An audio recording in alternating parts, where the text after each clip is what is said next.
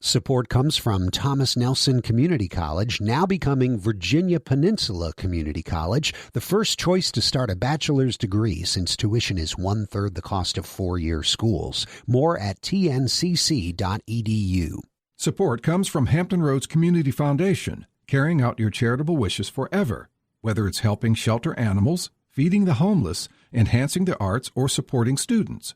Learn more at leaveabequest.org. You may write me down in history with your bitter, twisted lies. You may trod me in the very dirt, but still, like dust, I'll rise. Does my sassiness upset you? Why are you beset with gloom? 'Cause I walk like I've got oil wells pumping in my living room? Just like moons and like suns, and with the certainty of tides, just like hope springing high, still I'll rise. An excerpt from the poem Still I Rise by the great poet Maya Angelou. I'm Barbara Ham Lee. Up next on Another View, celebrating Black women. We'll be right back after this national, regional, and local news from NPR and WHRO News.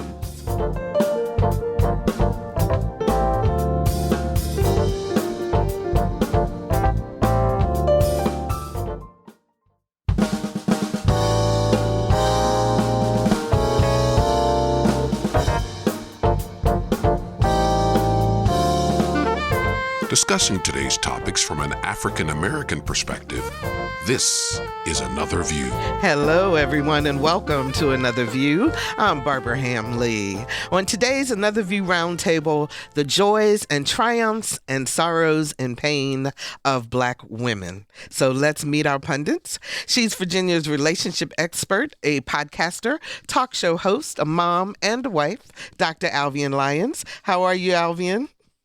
I am hanging in there. Yeah. Glad to be with you guys. And I'm glad you're here with us, and we'll talk about that in just a moment. Let me introduce everyone else. She's an educator, mom, wife, and a woman who has spent most of her adult life in public service, now serving as the treasurer for the city of Norfolk, Daun Hester. Hey, Daun, how you doing? I'm great. Good to see everybody, and thanks you to our audience. Yeah, thank you so much. She's a professor, a mentor, a single woman, and a great respecter of the law. Political science professor Carol Pretlow. How you doing, Carol? Oh, wonderful. I'm glad to see it. Talk to everybody. Well, we're glad to talk to you, too. And she's a healthcare advocate, political consultant, a single woman, a mom, and the president of the Hampton NAACP, Ms. Gaylene Kanoyton. How are you, Gaylene? Gaylene, we can't hear you. Are you on mute there?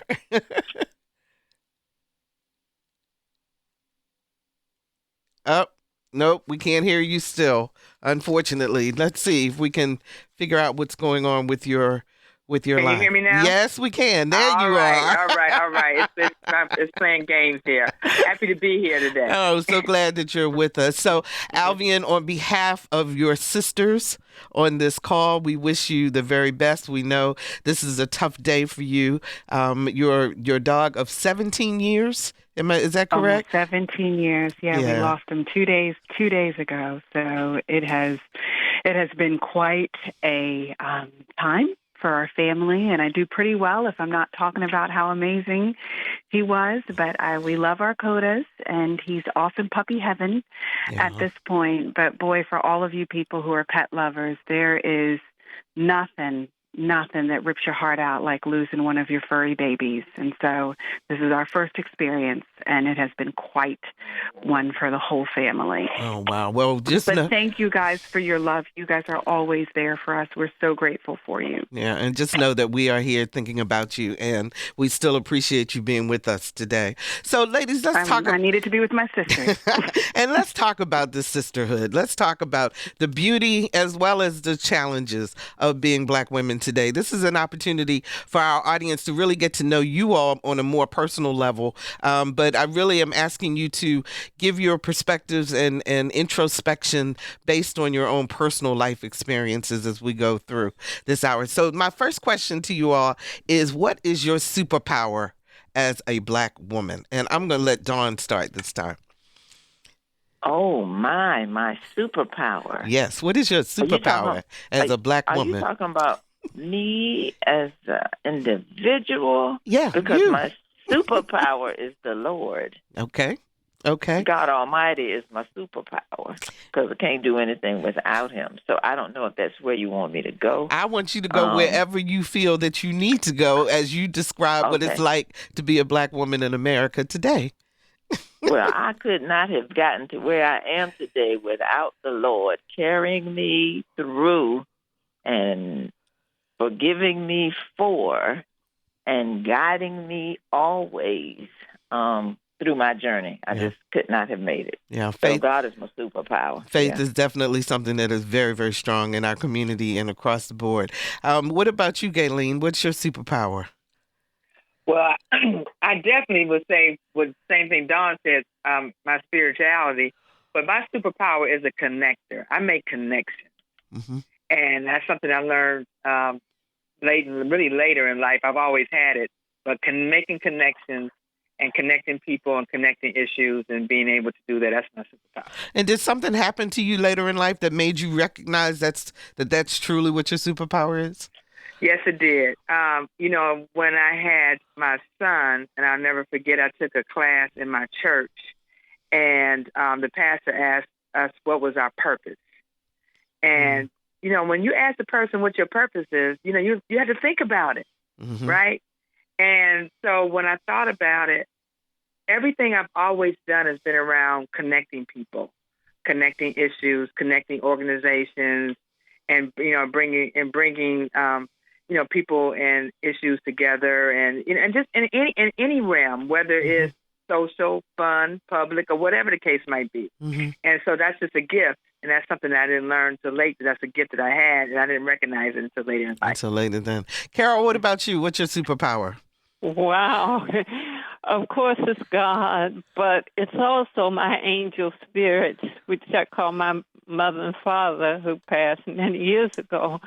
And in the morning when I wake up, I hear my dad's voice telling me, no matter what I'm going through, you have 7 minutes to cry and you better hit the ground running because nobody got no time to hear all that.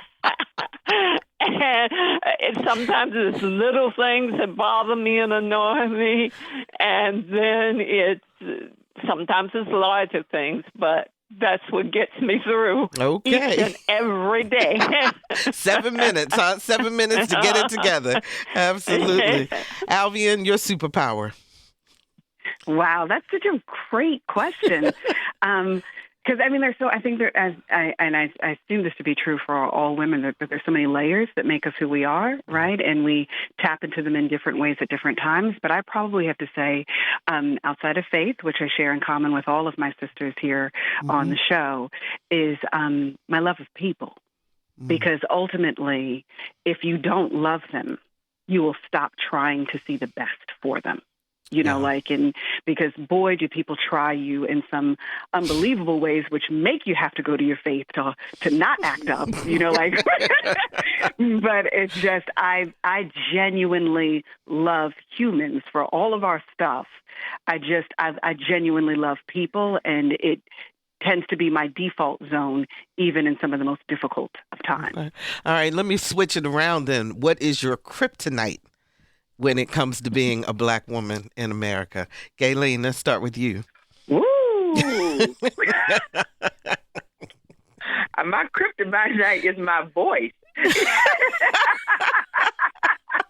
Because what comes up comes out. I'm not afraid to speak. I'm not afraid to speak out on issues or speak out for people, on their behalf. So my kryptonite is my voice. And that goes along with my connection. And so it kind of all works together. I was going to say, so that really, even though that's your kryptonite, that's also one of your strengths, though, isn't it? Right. Because, exactly. Yeah, exactly. Exactly. What about you, Daun? What is your kryptonite? My kryptonite is my tongue. And so I've learned to hold it. And so I've learned to do that very well because sort of like Gaylene, my friends used to say, you say anything, no matter if it hurt people's feelings or not. And so I had to work on that, especially if I wanted to ever get elected. Yeah. So that's helped me to become a better listener. So Okay. All right, Alvean, your kryptonite. My kids. Oh. Like it is definitely, if you want to make me a whole nother human, let me feel like my kids are vulnerable. It's just the way that a mama loves their kids. There's a quote, and I think it's by Elizabeth Stone, but it says, to be a mom is to have your heart go walking around outside of your body. And I don't think there's a more vulnerable organ than the heart, and I don't think that there is a greater representation of the heart being in such a vulnerable space than to have your children walk around in a world that sometimes and too often for children of color don't love them the way that they love this world.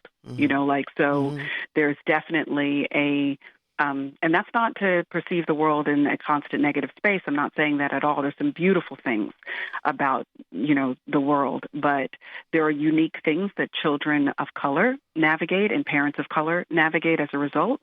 And so there's a level of vulnerability that I feel for my children at every stage of their lives as a result of the fact that they happen to be brown babies finding their way in this universe. Yeah.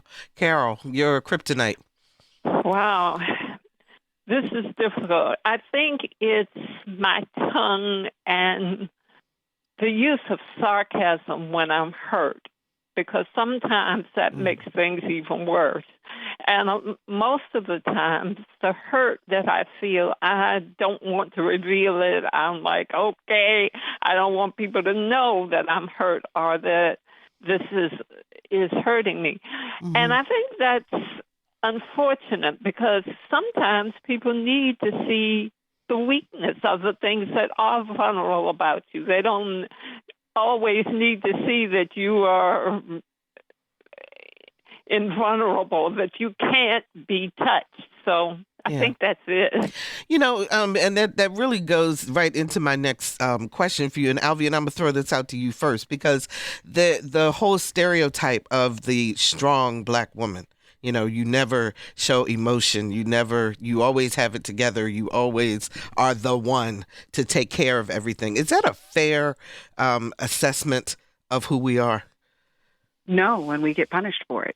And punished in lots of ways. I mean, you guys have heard me talk about this a little bit lightly in other shows, and, I'll continue to leave the corporation's name nameless. But in a professional environment, that concept of the strong Black woman often makes us a target for very hateful behaviors. And the assumption is that we don't feel it, right? Which is the same thing that was true historically about the perception of people of color, that somehow we have a higher pain threshold. So when things happen to us, we don't feel it like our Caucasian counterparts or European counterparts. And that not only does that impact us in medical care, health care, we get less painkillers when we're experiencing pain. Our infant mortality rates are different. Our women of color die more often than any other race when delivering children, in surgery. The list goes on, but often because it is presumed that we've got it, we're okay, we can handle the pain that we're experiencing. So we get attacked in workplaces very often, and because we do the stiff upper lip that Carol was talking about, we're taught not to show that pain. We endure a lot of it. And people always think, oh, she'll be fine. Oh, she's tough. And then sometimes it's weaponized even further. Your strength, because you don't show the pain, is intimidating. So now you're an intimidating factor inside of these spaces, which dehumanizes you even more. So the problem is the strength that we've had to use in order to make it possible for us to be successful in spite of so many things and barriers that work against us is then weaponized against us as us being intimidating and aggressive and everything else, because we don't allow ourselves to be emotionally vulnerable in spaces that we don't feel safe. Yeah. So is it fair? Absolutely not. Do we experience it on so many levels? Yes. And sometimes even inside of our own communities, men of color even abandon us in some very difficult situations because they've seen strong Black women figure it out, and they almost assume that we're not figuring out in pain, that we're almost not experiencing the pain just because we find ways to make it through. Yeah, so Gaylene, no, it's not fair. Yeah, Gaylene, I saw you nodding your head.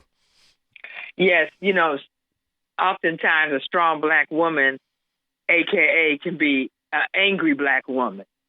And when we speak up, when we stand up for something, we're automatically that angry Black woman. And so sometimes it can be, it's a label that's put on us because they want us to stay at home and, whatever, and do the old 50s thing or whatever. And so, it can be a hindrance and it can be a strength at the same time. But whenever you speak up, you got to always look out for that person calling you. That's an angry Black woman right there. Daun? I don't know how much I can add to what has been said. Okay. Because, we've just been through this journey. And, we have to figure out what tone to use in certain spaces, even our facial expressions, how we project. And when we're feeling that anger boiling inside because of what someone has said or even what somebody has suggested, even if it's about a project or something. And we know that we have, been trying to make a point, and others are trying to dismiss our point. Then what do we have to do? So we change our tone, we change our look. Then, like Gaylene said, when we raise our voice, then we become the angry Black woman. And really, we just want you to hear what we are saying and understand that what I'm saying has value. And so it has always been a challenge for us. Have we dealt with it well? Yes, I think we have. But, as the doc said, it just keeps coming. I don't see that it's getting better. Any better. And people are realizing that, we have feelings too. Look, I'll talk for myself. I'll go home and cry and cuss you out in my house because I can't do it in public, and then ask the Lord for forgiveness and then move on. But sometimes I do want to cuss you out in public because I want other people to hear how I'm really feeling, so that there is an understanding, one, that I'm not afraid, but two, also, I just want you to hear me and respect what I'm saying and add it to the conversation. So, Carol, decision making. And Carol, when you're having those feelings, I mean, how do you deal with it? Do you swallow those feelings and accept them, or do you do like Daun does and go home and cuss them out in the house? Well, I do like Daun does, but also, unfortunately, maybe, and my students know this, sarcasm is my middle name. And it's gotten so, especially with students, they know that. And sometimes they say, that's all you got to say? I thought you were going to. But a lot of times, sarcasm is a cover-up for how I'm really feeling and the insecurity that I feel, and could I have done this better, or what didn't I do here, or shouldn't I have done this, and this, so. Okay. 757-440-2665 or 1-800-940-2240. Would love to hear from you, audience, about your experiences with Black women and what do you think makes them the super people that we are. 757-440-2665 or 1-800-940-2240. Michael joins us from Norfolk. Hi, Michael. You're on the air. Thank you very much. I was listening to several conversations over the past week. One of them involved three Black economists, and they were on a program sponsored by the Hoover Institution at Stanford. And they brought out some statistics which I thought make an interesting contribution to your conversation as Black women who claim to be strong adherents to the faith, I assume the Christian faith. And so what's your question, Michael? Well, what they brought out, and this was also verified by a Messianic Jewish rabbi in Newport News recently on radio, the Black race in America is becoming extinct because its birth rate is 1.8, and in order to be sustained, it must be 2.1. Michael, do you have a specific question for the panelists? Otherwise, we're going to move on with the conversation. What's your specific question? The specific question is, why is it not a serious question for this panel, the destruction of the Black church, because Black women are not having children and are not having the ones that they do have in wedlock? Okay, thank you for the call, Michael. We appreciate that. Once again, and Alvean, I'll toss this one to you because you handle our guests so well. But but the point being, this discussion about whether or not our children are born in wedlock, outside of wedlock, the fact of the matter is Black women are more likely to die from childbirth. Number one. Right. Number two, there are socioeconomic factors and many other factors that play into whether or not someone makes the decision to bring a child into this world. Mm-hmm.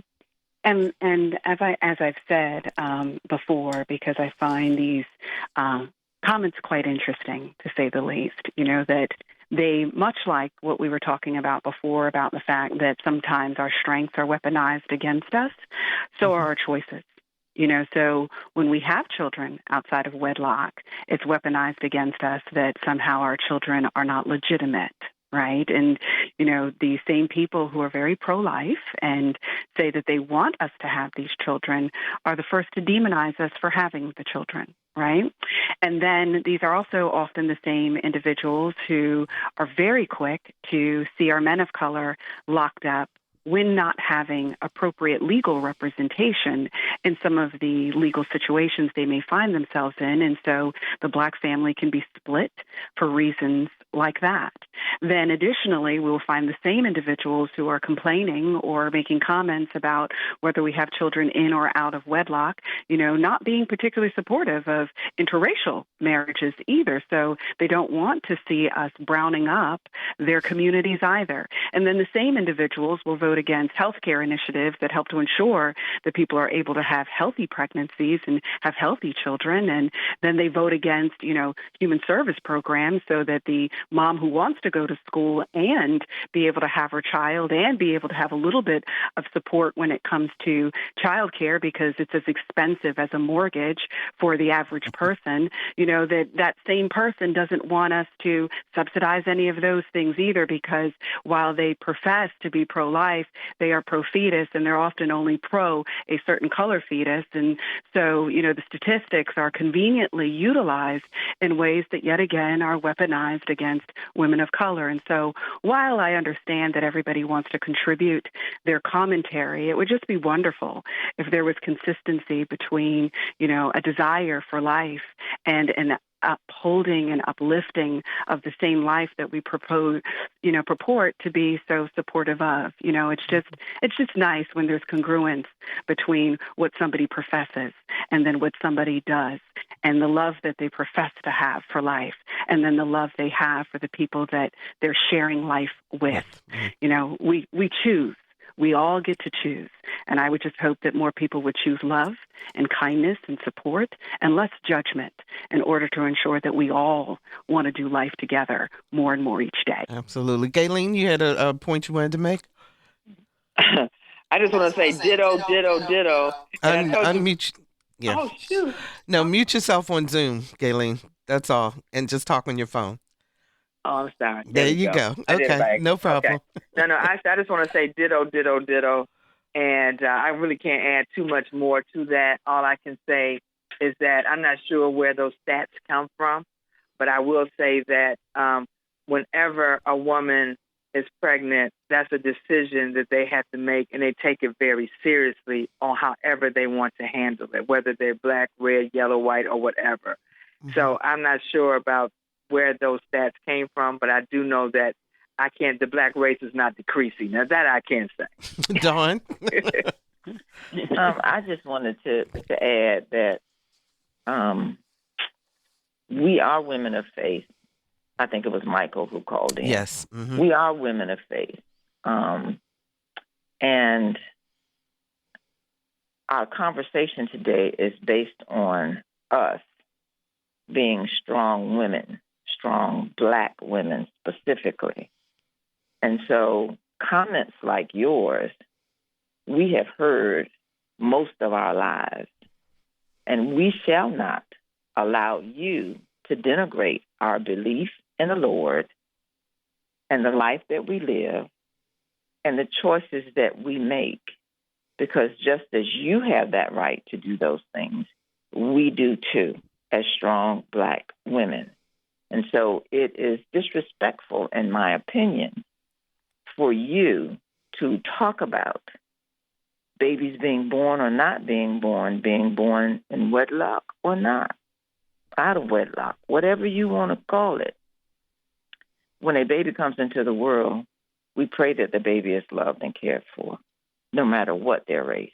So I found your conversation, for me personally, to be disingenuous. Mm-hmm. Thank you for letting me get that out. No problem. If you're just joining us, we're talking about the joys, triumphs, and challenges of being a black woman in America with relationship expert Alvean Lyons, political science professor Carol Pretlow, political consultant Gaylene Kanoyton, and Norfolk City Treasurer Daun Hester. 757-440-2665 or 1-800-940-2240 are the numbers to call to join our conversation. Ladies, I want to ask you a question. As you grow older, do you find yourself mimicking your mom? And if you do, are there things that you thought when you were younger, I would never do that? But as you grow older, you find yourself mimicking the lessons that your mom has taught you. Gaylene, let's start with you. My mother just passed 2 years ago. And every morning when I get up and I look in the mirror, she's looking right back at me. I never thought I looked like my mom, right? And some of the things that she says, like I said to my son, she said it to me. And the advice that she gave to me that I thought was wrong, I say the same thing to my son now. About preparation, planning, the whole 9 yards. Or even my mother's a political pundit. She was my grassroots political pundit. And some of the things she used to say, I'm saying it now. So, yes, as I get older, I do mimic my mother, even down to how I put my oil of Olay on my face, the same way she does.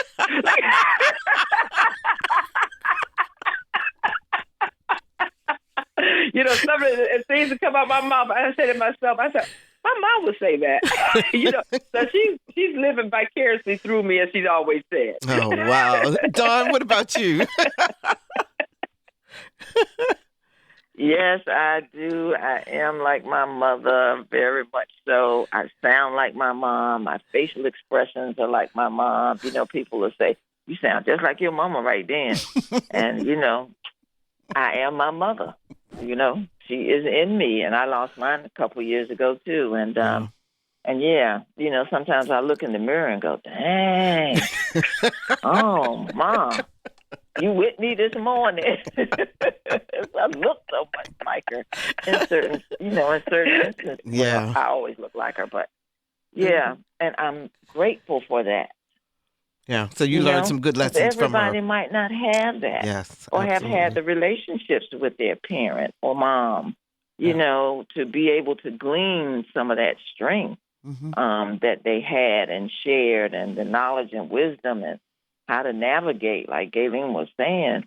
I'm grateful that I had that for so many years, and try to provide that to young sisters who are coming up. and helping them to grow. Carol, you talk a lot about your dad, but do you mimic your mom a lot? Oh, yes. And in fact, I was so lucky a couple of years ago, a gentleman from my hometown, Smithfield, was here in Norfolk, and he saw me at Norfolk State campus, and I didn't, of course, remember him, but he reminded me, he said, oh, my God, my mom was the first black teacher at the high school in the county, at one of the high schools, and he said, like kids will do, they'll try you to see what kind of reaction.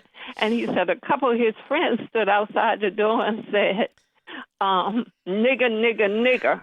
Oh. And he said, they said, she gonna go off. And he said, she didn't. She went to the door and said, I'm sorry, we don't have anyone here by that name. Would you move away from my door? We only have scholars here. And turned around and went on teaching just like nothing had happened. Wow. And so the gift of sarcasm, I think I get from her. Also, she told me that your words live on long after you pass. And so I hear her words, I hear her expressions, and actually, I'm sitting in a mound of books, her love of books. She just loved literature, and she loved politics, and she said, everything you don't get experienced personally, you can do it through your reading. So, yeah. And so before you freak out, audience, using the N-word in the context that Carol used it, she explained it. So don't everybody trip or go crazy. Oh, no. Please don't, and don't use it. Alvean, Lisa says that she remembers the first time she told her daughters, because I said so. And that she was growing up, she had vowed she would never say that to her daughters. Do you mimic your mom? Yeah, and what's interesting, in two ways that I think is very obvious. My mom and I have very different personalities, and probably more like my dad in personality. But the way that I love my kids is very much like my mom. The question you asked earlier about the kryptonite, you cannot even really irk my mom until you touch her kids. There's very little that ever rattles her or bothers her. There's very little that will ever move her to tears. But if something happens where her kids are concerned, that is the one time you will see my mom's emotion raw. And that is very true for me, too. People will call me very tough. Sometimes they tease, she's like a boy on the inside, and maybe I am in some ways. I grew up with a bunch of boys, and some of my best friends are guys. But when it comes to my kids, I am super soft where they're concerned. The second thing I will say is that my mom was an incredible wife, still is. And there were times when I was younger that my dad would say something and I would disagree because, of my generation, you got to say something back, and my parents are West Indian. So my mom was pretty traditional in not saying anything back, especially as we were growing up. And I remember thinking, all of the times that she should have, said something or said something smart like I would have. And now as a wife, I realize how much strength it takes to hold back what it is you're going to say than sometimes to actually say it. And I saw it as weakness as a kid, but as a grown woman, I recognize the strength of resolve. I recognize the strength of that hold. I recognize the strength of patience and of prayer. Those are things I just didn't get when I was young, but I am very grateful to have, come to an understanding of those things as a grown woman. So those things I think that I have definitely, adopted where my mom is concerned. And, sometimes I have to call her and be like, whew, thank you. Okay? Thank you for explaining it to me. Thank you, okay? So, one thing about the African-American community in general is that we spend a lot of time mentoring each other, bringing each other up, pulling each other forward, and so forth. So you four women are middle class, upper middle class, in some instances, women, and you do a lot of mentoring. But do you feel it is your responsibility to help other women, especially those that are on the lower socioeconomic rings. What is your responsibility, and why do you feel responsible for it? Gaylene, let me start with you. Well, I wanted to say this after Alvean's remarks. Okay. Your mother lived by, sometimes it's better to just remain silent and smile. I think that's something all women that get married learn. Yeah, but let me just say this: it is our responsibility to mentor to much of others, especially our young women. Mm-hmm. I remember when I was young, I was lost. At some point, I was lost. I didn't have the leadership that I needed to have, and then all of a sudden, they came into my life. And to be able to listen to other women's experiences has been there before. When I speak to during Domestic Violence Month, when I speak to women, to young girls, I talk about how when I was in high school, I dated a young old man, 10 years older than me. Mm. And I'll never forget the day I graduated from high school, and he abused me too. Mm-hmm. My father told me, you either going to go to college or you're going to move in with him. Mm. Fortunate enough, I chose door number one, because my life would have been totally different and he's not even here anymore, but I would have had probably a bunch of kids. I probably would have been married with a bunch of kids, abused, and not be where I am right now. Choices is very important, that you know your choices and you make the right choice. Mm-hmm. And so I have several stories like that I tell young women and talk about my experience and listen to them, and then they can identify with that. Carol, what about you? I know that you mentor a lot of your students, but is it your responsibility to do that? Well, you know what? I never thought of responsibility versus non-responsibility. I just felt, wow, I've got this gift of loving reading and literature and analyzing politics, and how do I grow this gift if I don't share it? And so I do think there is a responsibility, but I never thought of it like that. It's just who I am, what I do. Okay. And maybe some of it comes because, unfortunately, I was very close to my mom. We did a whole lot of things together. But at the time that I grew up, at a time when most of you weren't even born, I was not looked on favorably, even as a child, by women in that community because, oh, she's not cute. She don't have pretty hair, da-da-da-da-da. On the other hand, my dad's friends, I would hang out with them, and they played poker and pool, and I was like, oh, okay, this is cool. But the feeling of oneness with the community just was something I think that's grown in me. Mm. Oh. Daun? I do feel we are responsible.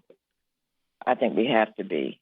And if you haven't thought about it, at least you should try to mentor at least one person, not in your regular circle. Because one, it'll help you to grow because you'll learn about other experiences that you may not have had. And then it helps the person that you're mentoring to navigate a life that may have already been challenging before you even came into their life. Mm-hmm. And so I do think it's very important. And, I as an educator, I've never had any children of my own, but I married. And so, I'm a stepmom and got grands and great-grands now.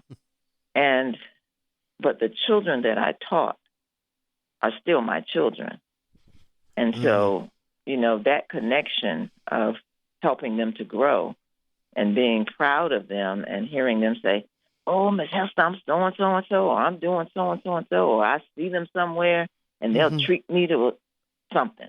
That's something that we have to do because we want not only their lives to be better, but the lives of African Americans to be better.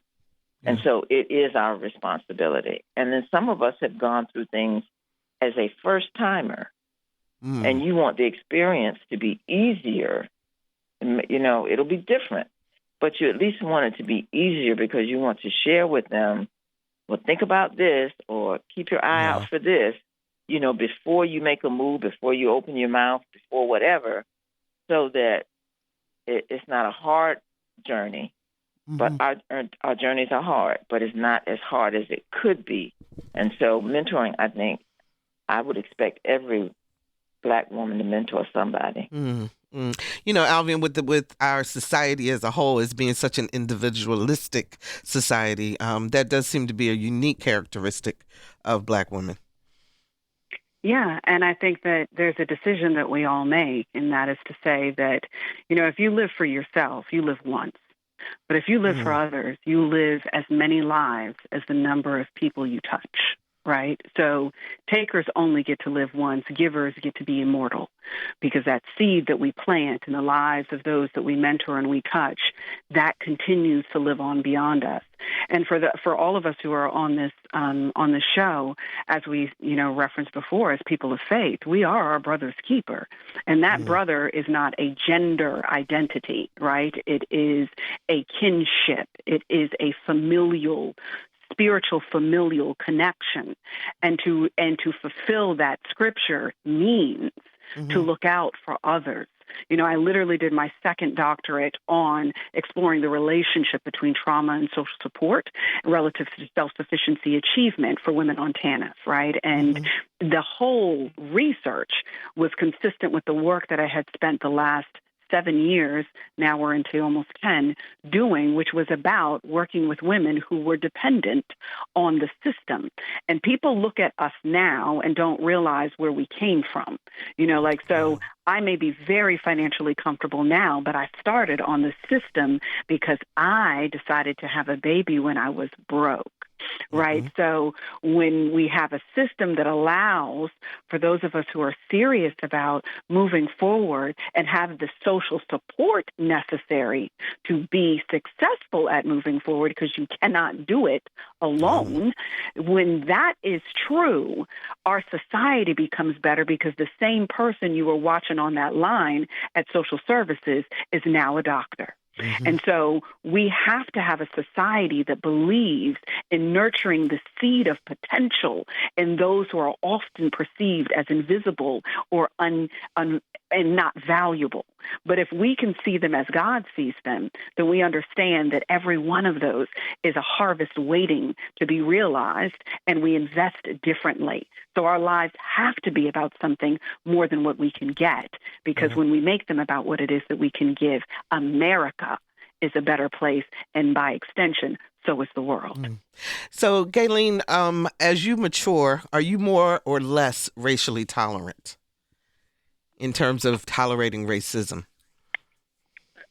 Let me just say this. There's no tolerance level of racism, period. Okay? There's no tolerance. There's only solution and being able to stand up for it. So there's no I don't tolerate racism, and no one should tolerate racism. So that's totally out of my vocabulary. As I get older, I do understand that perspective, and I understand the domino effect, how it goes from generation to generation. And with that, and I understand how people can get stuck just in that position. And so it's not tolerated, not at all, but it is an understanding of that position of where they're coming from, even though I don't agree with it. Alvean, same question. Are you more or less tolerant? I don't. That's really. I'm more forgiving of it. I don't know that I would say tolerant per se. Okay. I think that I'm deeply motivated by individuals who choose or are sick with that illness, because it is a sickness. It's a sickness of the heart, right? And I feel like it's partly my responsibility, when given the opportunity, to help heal that illness. That is truly a disease of the personhood, right? So my goal when I meet, because I meet lots of people that start out as racist, but the thing that happens when you actually develop real relationship and real connection is that it's very hard to hate up close, because in order to fuel your hate, you have to constantly reinforce your lies. And so when we are interacting with each other, every day, every interaction, your lie is being refuted. So the only way for you to maintain that racism is to intentionally and purposefully either exclude yourself from real connection or choose darkness. And I can't change you choosing darkness, and I cannot change you choosing exclusion. Those people will die alone, hateful lives. But for those who do not choose either of those two things, I am always open to being able to meet you where you are and walk with you to a much better place. And is it painful? Yes, because sometimes inside of that process, things are said and experienced that do sting, they do hurt, and they can be triggering. But yet again, it's the decision to love that is the root of our faith that has to motivate us to focus on the mission, and that being greater than the moment of that respective pain. Carol, you are the senior member of our panel, and you've been through a lot. Are you more or less tolerant these days? Oh, I think my tolerance has grown and matured, but it's difficult to trace it because even as a child and as a young person going to college, I went to Radford at first, and there were only 2 other Black people there. My curiosity overwhelmed my hurt and my pain, because I was like, well, what is this all about? Explain to me why you feel this way. And my desire to know and understand sometimes has usurped the feeling of pain that I experience. Another thing is that I found out, and I've been living in downtown Norfolk for a while now, is that the more I ask questions to the people who were saying obnoxious things to me, and so, well, can we just talk about this a little bit? The more I found out what their weaknesses were. And actually, in the last year, I've had people come up and apologize to me. Wow. And that was strange. And I think I've told before about a situation where when I moved in where I'm living now, there was a racist comment, and I kind of use humor and sarcasm to get beyond it. But the person that levied that comment at me asked me out to lunch one day, and I said, oh, I don't know about that, because I don't want to be poisoned. But we did have lunch and talk. And after that, there have been times when he's given me rides to Norfolk State. I don't think some of the views that he has that I'm ever able to eradicate them, but I think that the animosity that he displayed is no longer there. Is no longer there. Yeah. Daun, what about you? Daun, are you talking? No, I don't tolerate it. Thank you. Here I am. Okay. Yeah. You can't tolerate racism. But as I said earlier, I'm a good listener. I'm going to have a conversation. I'll hear your perspective. I just ask that you respect my perspective when I share it back with you. Yeah. And, just like in the Black community, we talk about all the generational things that happen to us, the generational poverty and all those kind of stigmas that they attach on us, because that's what they are. It's the same thing with races. It is something that's taught in the home, and you learn it over and over. And what you learn, you teach to your children, and then you teach it to your children. And so you can have 3, 4 generations of people living who have come up this way, who haven't taken the opportunity or time or known another way. And so we do have to have conversations. And, whether we change the thought or feeling or not, I think we need to try, because as you can see just now in the world, and I always bring politics into everything, we are a 50-50 country. It's just here. And there are people who don't want black and brown people here. And they're trying to take it away because they're scared of us. Why are you scared of me? But anyway, so, no, I don't tolerate it. The thing I notice about all of you, nobody's bitter. I mean, because you could let this make you a bitter person. But I don't hear that from you ladies. We got about less than 4 minutes. I do want to ask one question, and that is, what's on your bucket list? What haven't you done, or what is it that you're looking forward to doing as life goes on? So, Gaylene, let's start with you. What's on your bucket list? Let me just say this. We're not bitter because we're not trying to be old and mean. We're not trying to be that. We're not trying to be that. We're not trying to be that old man. This old man talking about, get off my grass. No, we don't have time for that. So on my bucket list, it's the second time around to meet a very respectful, tall, dark, and handsome, intentional, honest, no drama man. Okay. You heard it here first on Another View. Okay, we got 2 minutes left. Dawn, go ahead. What's on your bucket list? Okay, so I got a few things. I'm going to go fast. That all my grandchildren and my family members are well, safe, healthy, and do the things in life that they want to do. Okay. I want to travel. I have not traveled the world as I want to. I haven't even traveled the country as I want to. So traveling's on my bucket list. Okay. And the other thing, I want to write that book, and I want to get the doctorate. So those are things on my bucket list. Carol, very quickly, what's on your bucket list?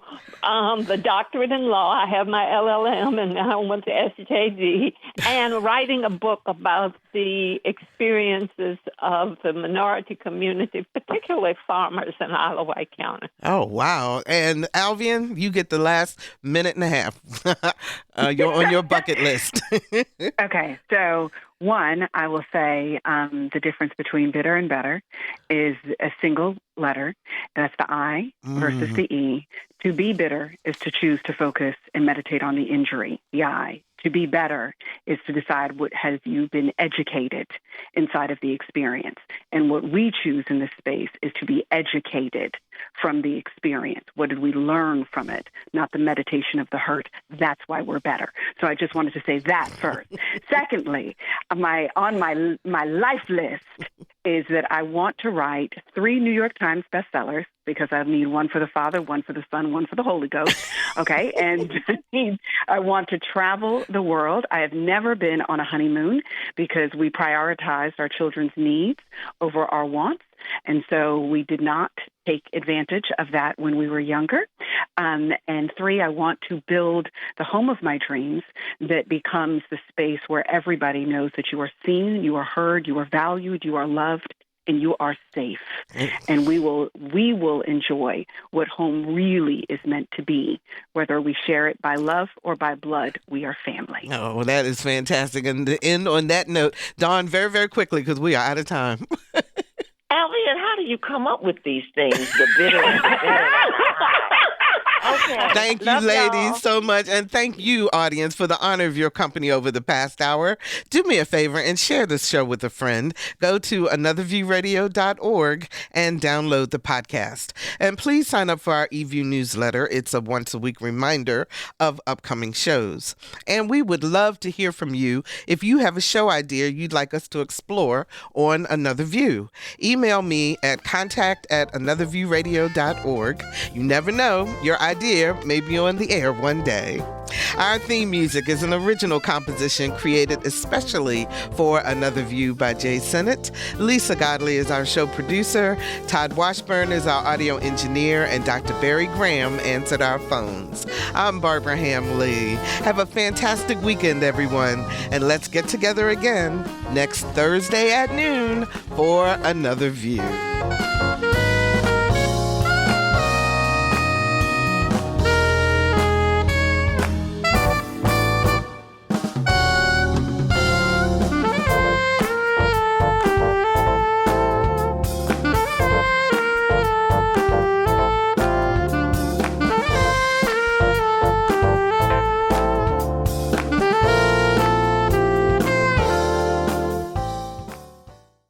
Support comes from Thomas Nelson Community College, now becoming Virginia Peninsula Community College, the first choice, whether starting your bachelor's degree or advancing your career.